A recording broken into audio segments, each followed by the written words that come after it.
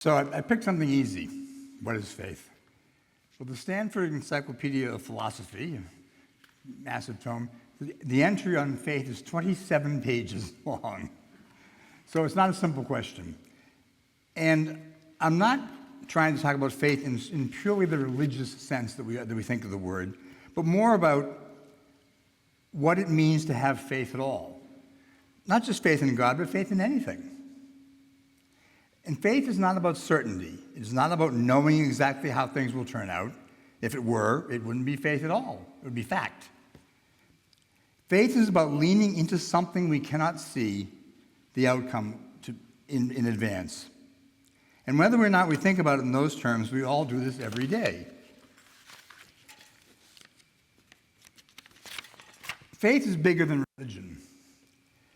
Some people hear the word faith, and that's all they think of is religious faith. And yes, faith is often associated with believing in God, but faith is something that exists far beyond the walls of the church. A mother has faith that her child will grow into a good person, even though she can't see or control the outcome. A scientist has faith that the truth is out there, even when his experiments fail over and over again. A civil rights activist has faith that justice will one day prevail, even when history gives plenty of reasons to doubt that. Faith is what allows people to commit to something they cannot yet see, to take risks, to build relationships, to invest in causes that will take longer than a lifetime to fully realize. So mostly, this is not a sermon that has many answers in it, but lots of questions. Think about sometimes, what do you have faith in? I mean, what do you think the motto of Chelsea Community Church means? It uses faith in two very different ways, I think. When it says we welcome people of all faiths, I think that's referring to of all faith traditions, of all backgrounds, of all wherever you come from. But people of uncertain faith is a different meaning of the word, because you can be an Episcopalian with uncertain faith. That, I think, is talking about needing a community to build hope and support in. So I think that's where faith is a very complicated word, even in a short statement like that. Faith is the foundation of hope. It's not the same, but it's the foundation of it. And as Mary just read from Hebrews, probably the most famous of the biblical quotes about faith, is that faith is the assurance of things hoped for, the conviction of things not yet seen. So faith and hope are deeply intertwined. Without faith in something, ourselves, each other, the future, you would have no hope. Think about the difficult times in your life. Maybe there was a time you felt like you were walking through darkness, unsure of what would come next. What got you through? Was it faith in your own resilience? Faith in the love of someone who stood by you? Faith that the world, despite its struggles, still has goodness in it? A faith we really need to hang on to today. Faith in God. Faith is what keeps us from giving up. That's why it's so important. On the other hand, faith is a challenge. Faith is not always comforting. In fact, faith often challenges us to let go of our need for control.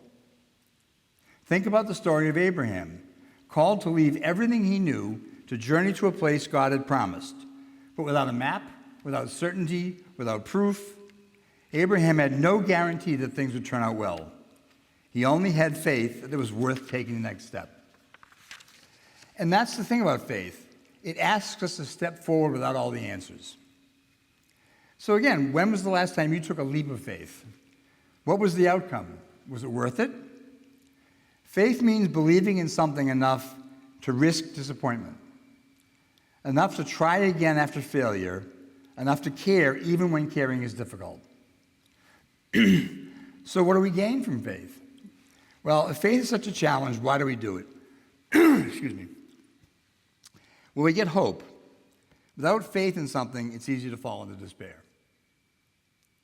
We get connection. Faith ties us to others who share our values, our dreams, and our struggles. And we get purpose. Faith gives us a reason to keep going, to believe that what we do matters. Even if you never thought about yourself as someone with faith, you have it. You exercise it every time you invest in relationships, every time you work towards a goal, every time you get up in the morning and try again. So it isn't particularly in the setting of Chelsea Community Church, we don't talk a lot about evangelical faith. Or we don't talk about putting our faith in Jesus being in our lives. We don't talk about faith a lot except as sort of the motto, but it's really important, and I think people shy away from it because it connotes this heavy-duty religiosity, which not everyone is interested in. That's not really the case. When we meet for coffee, I think this is intended to give people things to talk about. The most important thing faith can do is get you to ask questions about yourself and about the world at large. And one of the things that's interesting about what we believe in is the afterlife. Now, it occurred to me, I don't think I've ever talked to anybody here about the afterlife. Just hasn't come up. It's not something we talk about so much anymore as we used to a long time ago. But we still think about it. It's still out there. But there's no definitive proof of an afterlife, and probably never will be.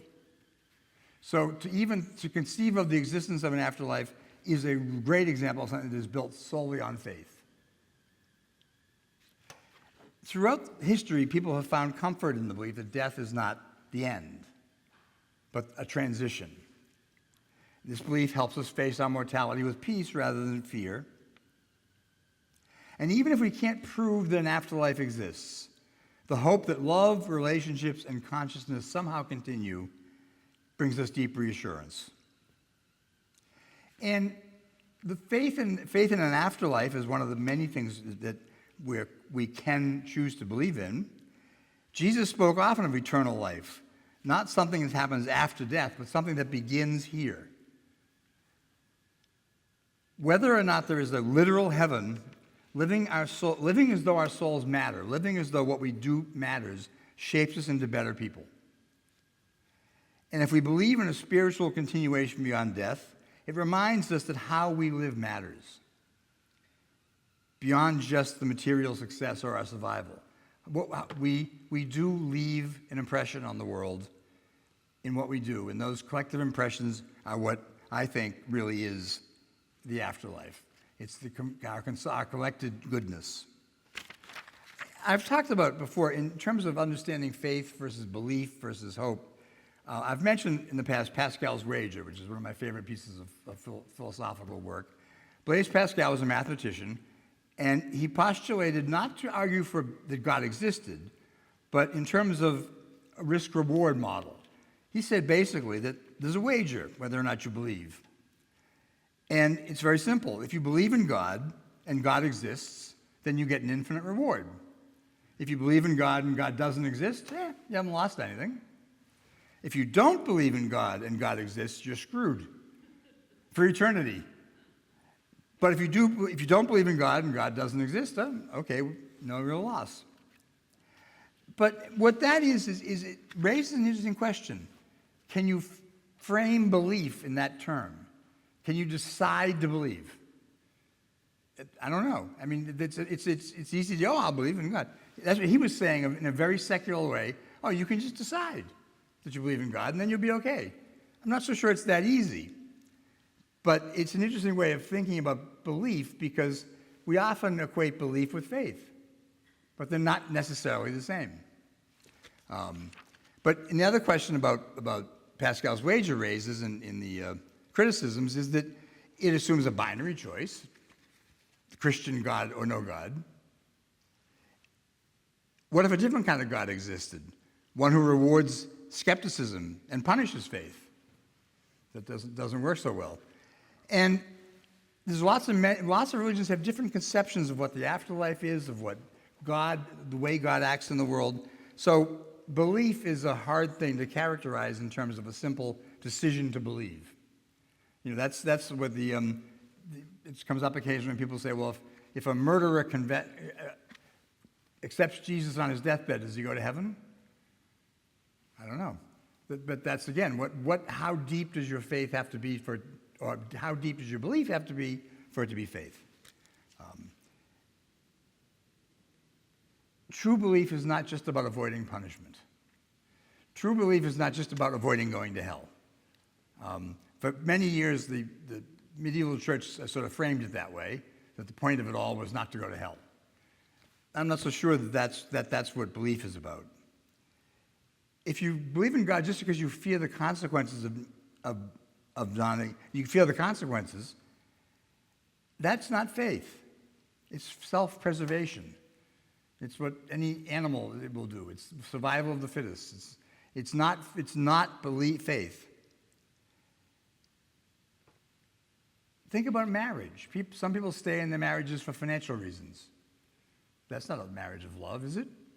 They're still married. Yeah, they're still married, and they may stay forever, but the relationship is not based on love. It's based on self-interest. So similarly, belief in God that is driven solely by risk-reward calculation misses the deeper purpose.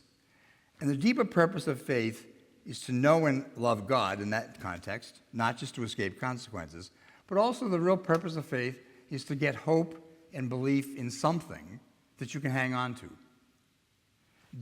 It does not necessarily have to be God. It may be your neighbors. It may be this community. I think that's very true of the way Chelsea Community Church has existed all these years, is people came here because they had faith that they would get something out of coming here. As Tara was saying, that she got something out of coming here, right? That's the point. The point is to have a reason to keep going, even in the bad times. And if that's your relationship with God, that's wonderful. But that's not necessarily the only way. And that's where I think religion and churches often go wrong, when they want people to profess creeds and dogmas and to believe what they say to believe. And they think that that's going to be helpful. And it's not. What you have to do is have faith that you'll get some help, because that's what it's all about these days, especially these days. It's hard. I find it very hard to have faith in what's going on, because it's hard to believe that any group of people can be as evil as the Republican side of government seems to be turning out to be. That they can just sacrifice people so freely without any remorse.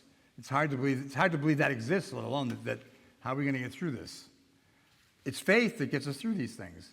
It may be just faith in 2 years from now there'll be another election. Maybe it's faith in the fact that people will wake up and realize they don't want this. But if without that, it's just despair. And staying away from despair right now is critical. So whatever you can find to hang your hat on, to put your faith in that will get you through, is what faith should be. And I think that's key. You have to have the best faith is a deep trust in the goodness of the world, as well as God, and the meaningfulness of life. And that's the most powerful thing you can get that doesn't go to dogmas or creeds or, Christ, who was Jesus Christ and what happened there. It's a matter of the message that comes out of Christianity and out of many of the Abrahamic faiths and out of many faiths is to love each other and to live in the world fully, because that's the point. Since we can never know what happens afterwards, we need to do what we can today in what's happening here, knowing full well that what we do does have an effect. Never think that you're powerless.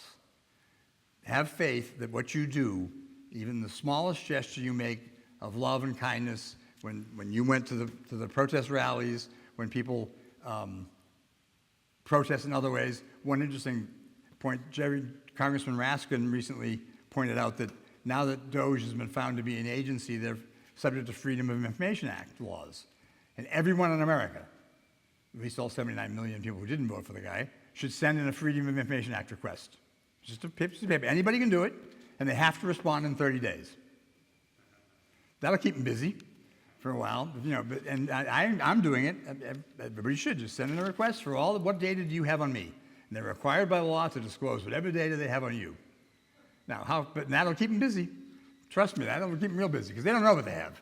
But it's another great way to protest. When you think I can't do anything, you can. Because those little things add up. That is a great example. I like Raskin a lot. It's a great example of how we can do little things that collectively have a big impact. So, to quote someone from the 60s, keep the faith, baby. And we'll all get through these times, and we'll all continue to support each other the way people here have for 50 years. Thank you.